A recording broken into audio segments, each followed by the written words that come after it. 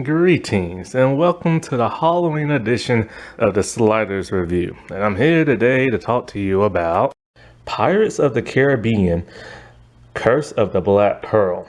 This movie shocked and amazed millions. They could not believe the power and influence this movie had. It came out in 2003.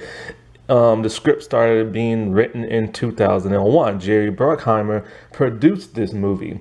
It was put out by Walt Disney and everything, or Disney as they're just called now. And, I remember I was in college when this movie came out, and I think I got to see, like a college, screening or whatever and stuff like that. Because they used to always do stuff like that for my college. They also did it for the second Pirates movie, but they did not do it for the third. Either that or I just wasn't in college no more. I can't remember. I still believe this is the best out of all the 5 Pirates movies. I have seen them all except for the 5th. After the 4th, I said, you know what? I'm done. I can't take it no more and everything.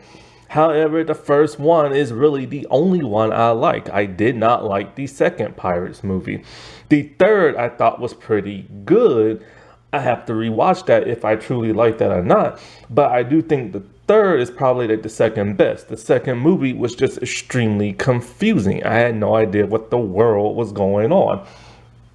And some people said at that time, oh, well, the second movie is basically just a movie version of a trailer. It's just a trailer. And I'm just like, well, why is it a trailer? Well, it's just setting things up for the next movie. I'm like, well, they need to do things in this movie. But the second movie was so confusing. One of the reasons why the second movie was so confusing, I didn't understand how Jack was still cursed. Apparently, there's an end credit scene at the end of this movie.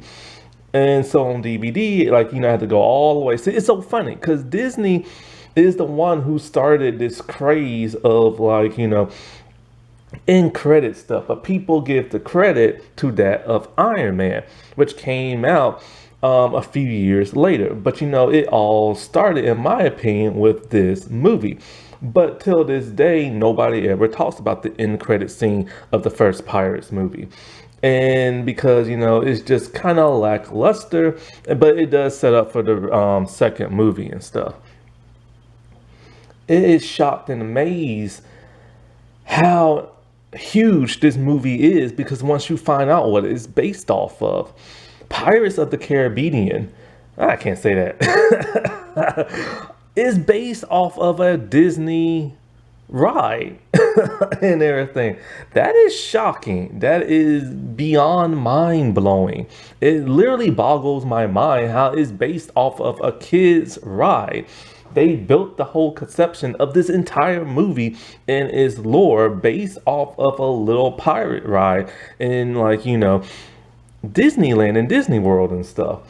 And I remember Keira Knightley, I can't remember. I think after she said she was done with the third and she's not come back for the fourth, but they managed to drag both her and Orlando Bloom back for the 5th. I remember her saying that, she just wishes that there was actually a real script. Because when they did their Pirates trilogy, there really wasn't no script. It was just a bunch of ideas being thrown around at the last minute. And then they created a script really fast and everything. But it was mostly just a bunch of ideas on the fly. As they was filming it, things kept getting changed because there was no real true script. And it kind of shows when you watch the other sequels and stuff. There is no real true script. It's just a bunch of ideas thrown around at the last minute, and then they base a script off of that.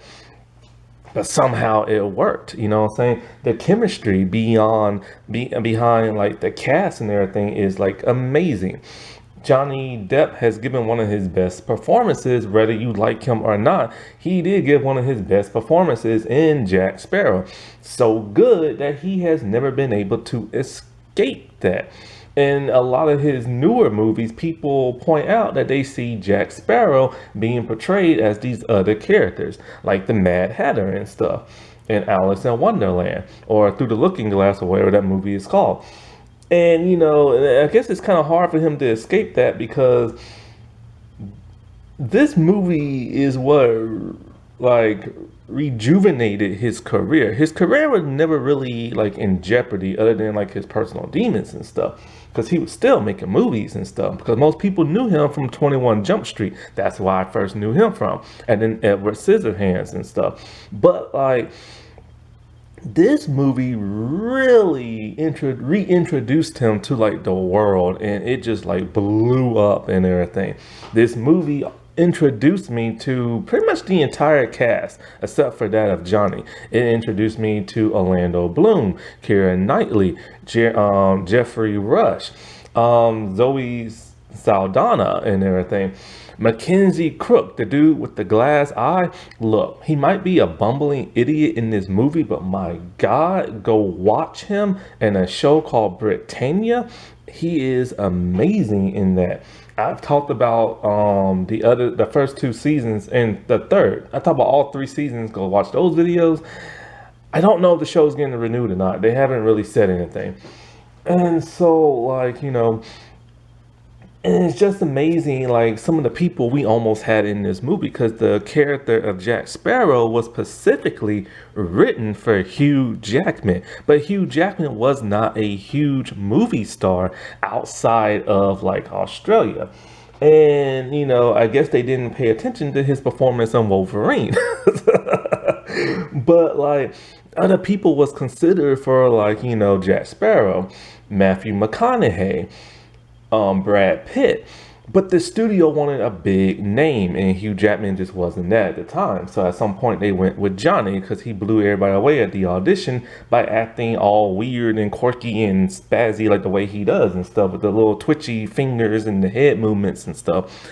He even committed to the role by getting real gold teeth put in his mouth. That is insane. I remember this one actress, she was committed for Catwoman in Batman Returns, so she dressed up as Catwoman for the audition, but it freaked out Tim Burton, and he said no. So it's funny how it works for some people and it doesn't for others, And, for the role of, like, Will Turner, Toby Maguire was considered, Christian Bale was considered, Tom Hiddleston auditioned for the role but lost out. That dude loses out to a lot of roles and stuff. Thank God he has Loki. And as for Keira Knightley, like, she has worked with Jamie Bruckheimer before, I believe, when she did this, what's that person's name? Robin Hood, I think it is. She did like a female version. She's like the daughter of Robin Hood. It was like this Disney low budget movie they made. I started watching it, but I just got turned off by it, so I turned it off. I found it again on YouTube. I'm gonna try to watch it again, only because I like seeing her in roles. It's sad she doesn't do that much acting no more. She's really, really, really good. And of course, she worked on like King Arthur.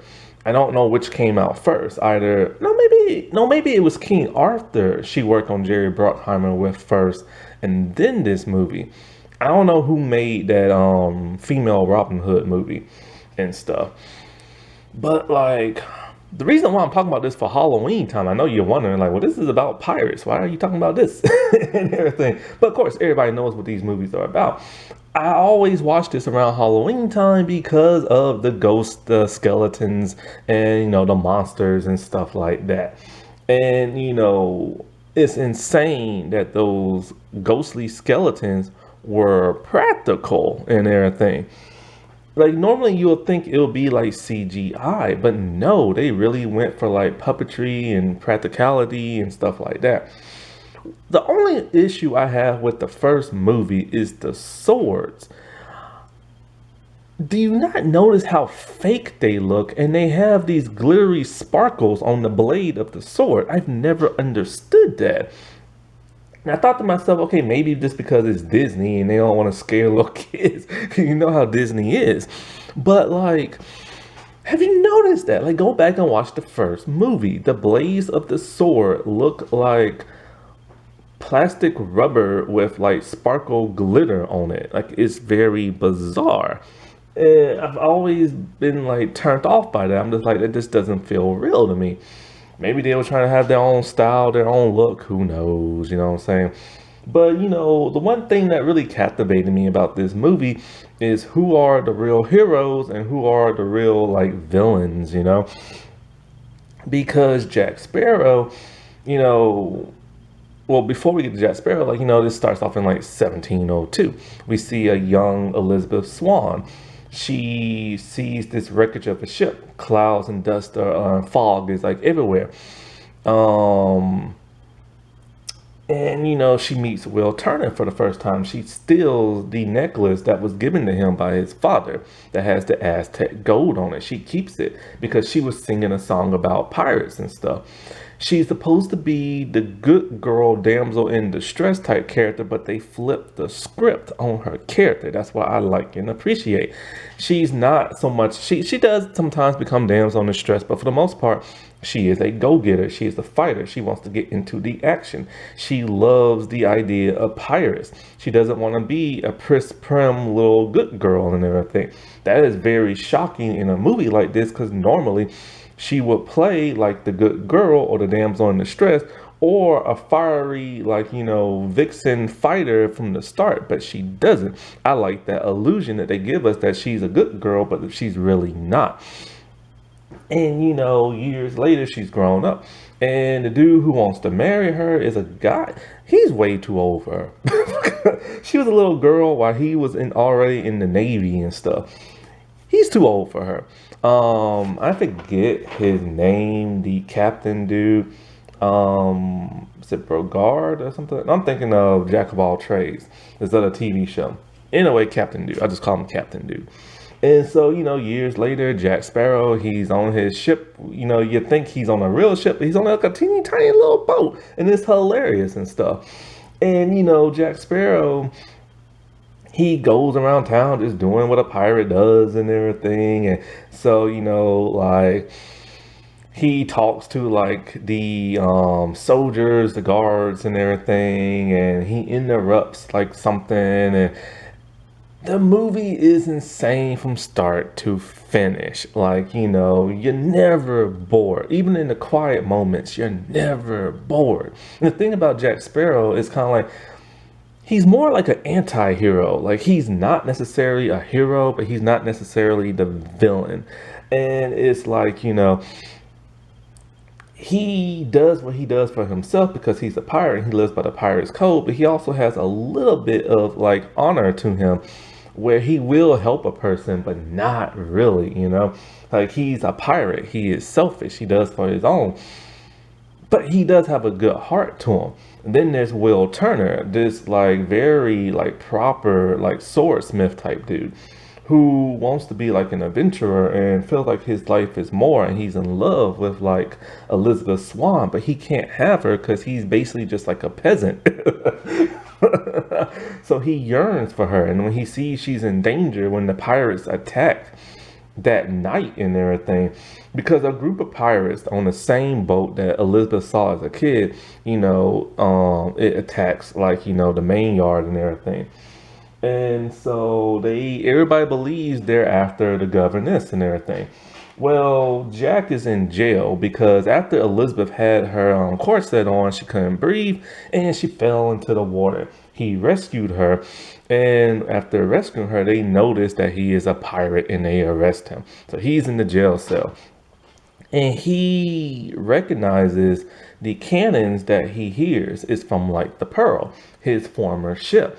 So as the pirates are attacking and looting the place and everything, he stumbles across a couple of pirates and they recognize him and they're pissed at him, but we don't know exactly why.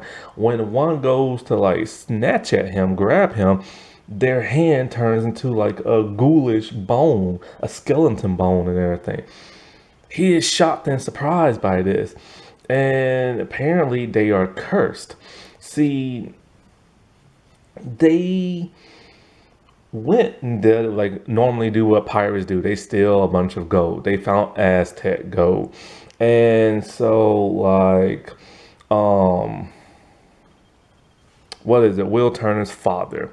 He didn't like what the pirates did to Jack Sparrow. They marooned him and caused a mutiny. Well, what is it? The Aztec gold is cursed. Whoever takes it loses. They still have their life, but it's like half a life. They're kind of like zombies, kinda. The living dead, and they can't breathe or feel anything, not even like wind on their cheeks, and they can't, like, they're always thirsty, and if they drink it, like, it just evaporates. They eat food, it turns to ash. They are cursed for the rest of their lives unless every piece of the gold they stole is returned to the place they found it. Well, Will's dad took one of the pieces and gave it to his son because he feels they should be cursed for what they did to Jack. So they have hatred towards Jack just because of that, and they hate Will Turner's father. So Elizabeth Swann, they think they're after her and everything, but they're not. When they go to like grab her and everything, she invokes the code of like parlay or whatever, and so they notice she has a Aztec gold necklace around her neck, the one she stole from Will. So they take her back to Barbosa, Captain Barbosa, and he has like a little monkey. Originally I think he was supposed to have a bird, but they gave him a monkey instead. And so Bosa, he explains like you're never leaving, and he explains their curse, and it's a cool montage of her going out on the deck and seeing everybody like as like bone zombie like skeletal ghost type things. It's a cool montage. She is freaked out. Her tough girl act went away fast as she cowered as the zombie skeleton people and stuff. Basically, when you look at them at regular light, they look normal, but at the moonlight, they turn into their ghoulish form and everything. So in a way, like Will, he decides to break Jack out of like, prison because he knows Jack knows those people. Jack is all more than happy to like help him, but Will thinks this is kind of weird, like, and then like, Jack tells him like, you look just like your father, a pirate. This pisses Will off. Will tries to like attack Jack and everything, like, I'm no pirate, my father's no pirate. And Jack lays down the hard truth while having him dangle off like a pole and everything. And so they go to like this island full of pirates. Basically, let me get this straight. The theme ride has none of this stuff. They just created everything on the fly. That's how amazing this movie is. They meet a bunch of pirates. They band together. They get like a ship and everything because Jack stole like a naval ship and stuff. And this is where we meet Anna Maria. She only appears in the first movie. Zoe Saldana left after this. Why? Nobody knows.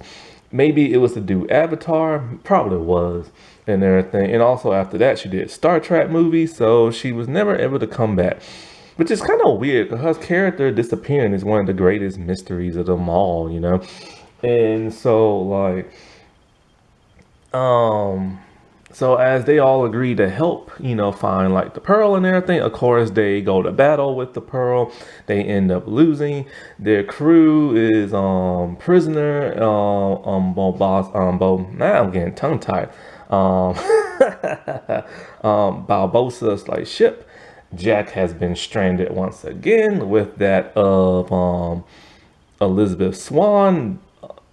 Will being Mr. Gallivant, like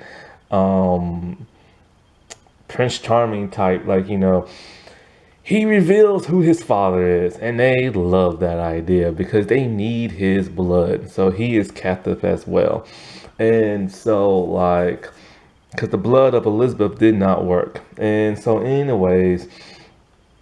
Elizabeth and Jack are stranded on a teeny tiny island, and she asks him straight up, like, how did you escape? It's like legend and everything about how you escaped. And, he tells her, I lied. My rescue was just that, like, a trade yard coming by, and, I got aboard the ship and all this and that. I never, like, tied together no, like, turtles and, swam across the sea and everything and all this other stuff. And so basically he spent his entire time on the island getting drunk and drinking rum and stuff. And Ironically, she joins him in drinking rum, and they get drunk and they're dancing around. And this is just like so weird with her character. Like it shows she's not your ordinary like female and stuff. But then she decides, after he hits on her and he passes out, she's gonna make like a smokestack type thing. She sets the whole island on fire with all the rum and everything. And I love how she throws the barrel of rum into the fire and it explodes. And Jack is pissed because he only has one bullet left in his pistol, and he's been saving it for one person. But he's always like pulling people and stuff. And she lets him know that these flames are so high that the naval ships will, or the naval army will be looking for her and stuff. Now, if she's wrong, they're gonna burn to death on that island. But she's right, and they get rescued. But of course, the naval people, they only, and her father, they only want her. They don't care about Jack. They don't care about Will. And she convinces them that, hey, look, dude, I'll marry you if you go and save Will. And also capturing these pirates will make you the man. You know what I'm saying? And so, like, they decide, all right, fine, they'll do that. But they're going to keep her out of harm's way by putting her down below. So she escapes and she goes back to the Pearl. She rescues Jack's pirates people, his crew. And they betray him because they're living by the code of the pirates and stuff. And just to take the ship, take whatever you want and stuff like that. So she's pissed. She's gonna rescue what's the name? Will by herself. Jack, he tricks the no, what is it? He doesn't trick the naval people. He tells them, what to do, but they don't believe him and they don't want to take the word of a pirate. So they go on their own, and stuff like that and ambush the pirates. But of course they turn into ghouls and it's a huge battle. It's an epic battle. It's a cool battle. Jack has decided, with the naval army on one side and some pirates that betrayed me on another, there's a good chance I might die. So he decided to take a little immortality trip, and he still wanted the pieces of like the gold. So when he's fighting, of course, he gets stabbed, and when he gets into the moonlight, he is that of a ghoul. So it's another huge epic battle and biting. I love the sword action. I love sword play and everything. Like, it always gets me cranked and everything. And so, like, at the end, in the big climatic battle and everything, they put all the pieces back. Will cuts his hand, puts his blood on one of the Aztec gold, and then Jack shoots Barbossa and everything as he was about to hurt Elizabeth. And Barbossa's kind of like, wait, hold up, I'm starting to actually feel this and everything. And it turns out, they found out what Will did. And Barbossa is actually happy because he finally gets to feel something again as he dies and everything. Well, the movie ends with Jack about to be hung, Elizabeth about to be married. She's all like, this is wrong. She pretends to pass out. Will saves Jack. They fight off the naval people, and the captain has decided, you know what, I'll give you like either like a 10-minute or a day head start. Why not? Because they all decided to do this because they saw a parrot, the same parrot that is part of Jack's crew. The Black Pearl has rescued Jack. Will and Elizabeth decide they're going to be together and everything. And as we all know, in the second movie, the monkey went back at the end and grabbed one of the gold pieces. So now everybody who's ever stole the gold pieces is now recursed and everything. Barbossa comes back in a weird, like voodoo kind of way at the end of the second movie. The captain who was supposed to marry Elizabeth, he has now been fired because he let the pirates escape. And Jack is now after Davy Jones's, like, I don't know, treasure or something. But Davy Jones, who kept getting mentioned in the first movie, finally shows up as the main villain of the second and the third movie. And they had these really cool CGI. Now they finally use CGI. Like, they look like sea creatures and monsters and stuff. Honestly, I don't know. I think they should have just been the villain for the second and then go a different route in the third, but they didn't. The third one, It's very complicated. That's why I have to rewatch it and stuff. Still to this day, the first movie is my all-time favorite. What they did with those like puppets and everything was just amazing. The look of the skeletal people looked great. You cannot deny it. They look better than those sea creature people from the other two movies. I can't even remember what the fourth movie is about. God, I hated that movie, and I didn't understand why Jack had blonde hair. And I'm not even gonna watch like the fifth. I just said screw it. I don't even care what it's about. I barely read up on it and stuff. I know Elizabeth and Will have like a kid, and I think the kid's the protagonist of the fifth movie, I think. Um, I know Will, he has to repay the debt and everything, and he has to be the new Davy Jones or whatever, and he now living in eternity, and ugh, God, whatever. The first one's great. That wasn't that spooky. All right, well, I shall talk to y'all later. Bye.